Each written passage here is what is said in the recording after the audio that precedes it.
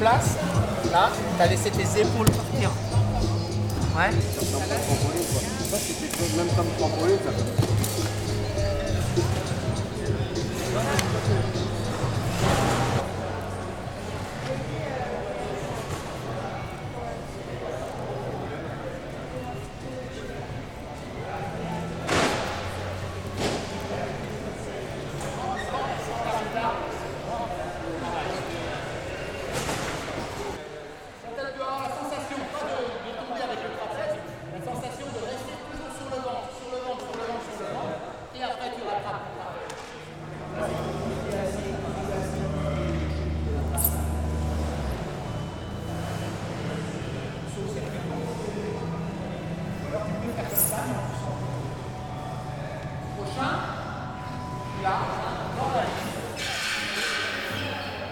Prochain.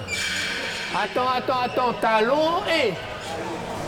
T'es en placement, là, ça va passer. Là. Il risque rien, même si tu tombes, toi t'es en arrêt, le tout, allez, ça fait direct.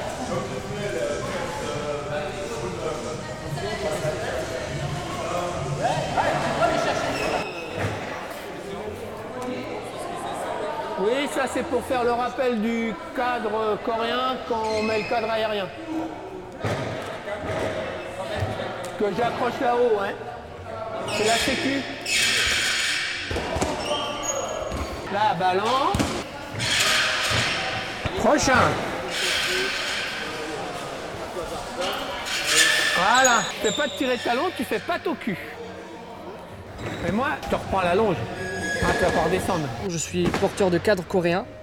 Donc c'est un agrès qui est vraiment spécifique au cirque. On a aussi le cadre aérien qui est différent. On est en cochon pendu et on a vraiment la tête en bas. Moi, j'ai l'occasion d'être sur 2 plateformes pour les pieds, attachées par une ceinture. Plus globalement, en porteur, on va avoir aussi le main à main, tout ce qui est portée acrobatique. Donc c'est simplement en duo, trio, après ça peut aller jusqu'à un collectif, un nombre illimité bien évidemment. Alors la particularité vraiment du porteur, c'est de devoir avoir une puissance musculaire qui va lui permettre de faire voltiger celle ou celui qu'on appelle voltigeur.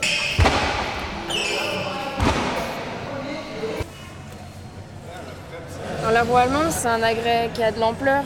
On va pouvoir le déplacer, on va pouvoir faire des partages de force. J'aime la mobilité et c'est un agrès avec lequel on peut vraiment se confondre et avancer ensemble. On peut aussi l'utiliser sous forme de pièce. Et là, dans ces cas-là, elle va être à plat et elle va tourner comme une pièce sur le sol. Et elle va pouvoir faire d'autres types d'acrobaties. On a le temps sur le tempo. Je pense qu'on choisit de faire du cirque parce qu'on a une envie de créer et de partager avec un public, de créer un certain rêve et de faire des exploits. Je pense qu'on a tous ce même désir de rechercher du nouveau. Oh là là là là! Tempo, je ne sais pas avec toi. Actuellement, moi je suis en année préparatoire supérieure de l'ENACRE. Donc c'est une année qui va préparer au concours des écoles supérieures de cirque du monde entier et plus spécifiquement à l'école du CNAC dont la première année se passe à Châlons. Donc c'est 3 ans en tout et la dernière année va être une année d'insertion professionnelle.